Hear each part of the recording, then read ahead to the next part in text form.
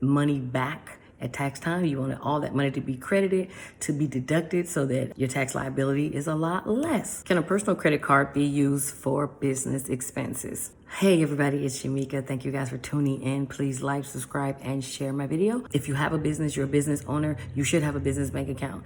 You should not be using your personal credit cards to pay for your business expenses, because at tax time it's going to be very difficult to be able to separate if that was a business expense. That's the reason that they tell you not to commingle your funds and expenses, because you want to be able to get all of your money back at tax time. You want all that money to be credited, to be deducted so that your tax liability is a lot less, okay? No, you're not supposed to use your personal credit card to pay your business expenses. Sorry guys, that is why I always tell everybody, get business credit if you have a business. I have other videos on business credit. I will be making some more. So thank you guys for your support. Tune in, more videos coming soon. Bye.